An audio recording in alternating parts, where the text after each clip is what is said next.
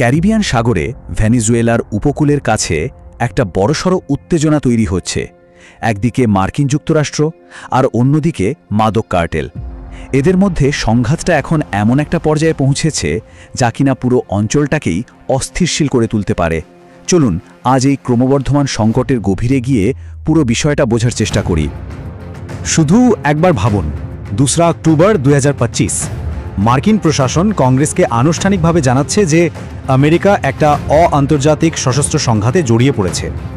এই একটা ঘোষণাই যেন ক্যারিবিয়ান অঞ্চলের উত্তেজনার আগুনে নতুন করে ঘি ঢেলে দিয়েছে। তো এই জটিল পরিস্থিতিটা বুঝতে হলে আমরা কয়েকটা ধাপে এগোবো। প্রথমে দেখব এই ঘোষণার মানেটা কি, এরপর মার্কিন যুক্তরাষ্ট্র কি আইনি যুক্তি দেখাচ্ছে আর ভেনেজুয়েলায় বা কি বলছে। শেষে আমরা দেখব সামরিক পরিস্থিতিটা ঠিক কেমন আর এর পেছনে আসল স্বার্থটা কাদের। তাহলে চলুন একদম শুরু থেকে শুরু করি। এই নতুন ঘোষণা, এটা কিন্তু শুধু একটা সাধারণ বিবৃতি নয়, এটা মার্কিন নীতির একটা বিরাট পরিবর্তনের ইঙ্গিত দিচ্ছে। তাহলে এই যে একটা কঠিন শব্দ শুনলাম, আন্তর্জাতিক সশস্ত্র সংঘাত বা নন ইন্টারন্যাশনাল আর্মড কনফ্লিক্ট, এর মানেটা আসলে কি? শুনতে খুব জটিল লাগছে, তাই না? কিন্তু সহজ কথায় এর মানে হলো এটা দুটো দেশের মধ্যে কোনো ঘোষিত যুদ্ধ নয়, বরং এটা এমন একটা অবস্থা যেখানে একটা দেশের সরকারি বাহিনী সেই দেশের ভেতরেই কোনো সশস্ত্র গ্রুপের সাথে লম্বা সময় ধরে সংঘর্ষে জড়িয়ে পড়ে। এখন প্রশ্ন উঠছে, মার্কিন যুক্তরাষ্ট্র ঠিক কোন যুক্তিতে এই সামরিক পদক্ষেপকে সঠিক বলছে? চলুন ওদের আইনি দিকটা একটু ভালোভাবে দেখা যাক। মার্কিন প্রশাসনের যুক্তিটা কিন্তু বেশ ইন্টারেস্টিং, দুটো ধাপে সাজানো। প্রথমত, ওরা বলছে যে আমেরিকায় মাদক পাচার করাটা আমেরিকান নাগরিকদের উপর একটা সশস্ত্র হামলার মতোই। আর দ্বিতীয়ত, ওদের দাবি এই হামলার জবাব দিতে আত্মরক্ষার জন্য সামরিক শক্তি ব্যবহার করাটা জরুরি হয়ে পড়েছে। আর এই যুক্তির ফল কিন্তু আমরা ইতিমধ্যেই দেখতে পাচ্ছি। সেপ্টেম্বরের শুরু থেকে মার্কিন সামরিক বাহিনী ক্যারিবিয়ানে অন্তত 3টে মারাত্মক হামলা চালিয়েছে। এতে কমপক্ষে 14 জন মারা গেছেন। টার্গেট করা হয়েছে ট্রেন্ডে অ্যারাগোয়া গ্যাংয়ের মতো গ্রুপগুলোকে। কিন্তু সবচেয়ে চাঞ্চল্যকর ব্যাপার কি জানেন? হামলায় যারা মারা গেছে, মার্কিন প্রশাসন তাদের বলছে বেআইনি যোদ্ধা বা আনলফুল কম্ব্যাটেন্টস। মনে করে দেখুন তো, এই একই শব্দটা কিন্তু আগে আল কায়েদার মতো সন্ত্রাসী নেটওয়ার্কের সদস্যদের জন্য ব্যবহার করা হতো।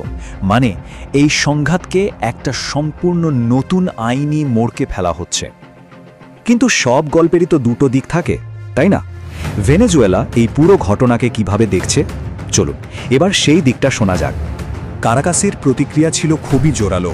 ভেনেজুয়েলার কর্মকর্তারা মার্কিন এই পদক্ষেপকে সোজাসাপটা বিচার বহির্ভূত হত্যাকাণ্ড আর একটা অঘোষিত যুদ্ধ বলে নিন্দা করেছেন। তাদের মতে এটা তাদের দেশের সার্বভৌমত্বের ওপর সরাসরি একটা আঘাত। তো এখানে আমরা দুটো একদম ভিন্ন ন্যারেটিভ পাচ্ছি। একদিকে আমেরিকা বলছে তাদের উদ্দেশ্য শুধু সন্ত্রাসী মাদক কার্টেলগুলোকে শেষ করা, আর অন্যদিকে ভেনেজুয়েলার অভিযোগটা হলো আসল উদ্দেশ্য তাদের সরকারকে ফেলে দেওয়া আর দেশের বিশাল তেলের ভাণ্ডার দখল করা। মজার বিষয় হলো, ভেনেজুয়েলার প্রেসিডেন্ট নিকোলাস মাদুরো কিন্তু প্রেসিডেন্ট ট্রাম্পকে নিয়ে একটা বেশ অদ্ভুত মন্তব্য করেছেন। তিনি বলেছেন, আমি তার সাথে একমত যে তিনি বিশ্বের জন্য শান্তি চান। এর মাধ্যমে তিনি আসলে কি বোঝাতে চাইছেন? সম্ভবত এটাই যে সমস্যাটা ট্রাম্পকে নিয়ে নয়, বরং পর্দার আড়ালের অন্য কোনো শক্তি এই সংঘাত জিয়ে রাখতে চাইছে। তো একদিকে চলছে কঠার লড়াই, কিন্তু মাঠে পরিস্থিতি ঠিক কতটা উত্তপ্ত চলুন দেখি। ক্যারিবিয়ান অঞ্চলের সামরিক উত্তেজনা কিভাবে ধাপে ধাপে বাড়ছে। ঘটনাগুলো কিন্তু খুব দ্রুত ঘটেছে। দেখুন, 28 আগস্ট ভেনেজুয়েলা বড়সড় সামরিক মহড়া করল। তার ঠিক পরে সেপ্টেম্বরের শুরুতে আমেরিকা প্রথম হামলাগুলো চালালো, আর তারপর 2 অক্টোবর এলো সেই আনুষ্ঠানিক সশস্ত্র সংঘাতের ঘোষণা। মানে একটা ঘটনার জবাবে আরেকটা ঘটনা পরিস্থিতিকে আরও জটিল করে তুলেছে। আর এই উত্তেজনা যে শুধু কথার কথা নয়, তার প্রমাণ হলো সাগরে ভাসমান মার্কিন সামরিক শক্তি।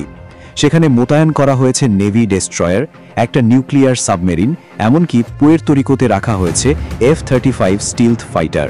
বোঝাই যাচ্ছে আমেরিকা একটা পরিষ্কার বার্তা দিতে চাইছে। তাহলে আসল প্রশ্নটা হলো, এই সংঘাতের পেছনে বাজিটা ঠিক কিসের? কেন এই অঞ্চলটা হঠাৎ এতটা গুরুত্বপূর্ণ হয়ে উঠল? এখানে তেল, ক্ষমতা আর ভবিষ্যতের অনেক হিসাব নিকাশ জড়িয়ে আছে। এই পুরো পরিস্থিতিটা অনেককে 1989 সালের পানামায় মার্কিন আগ্রাসনের কথা মনে করিয়ে দিচ্ছে।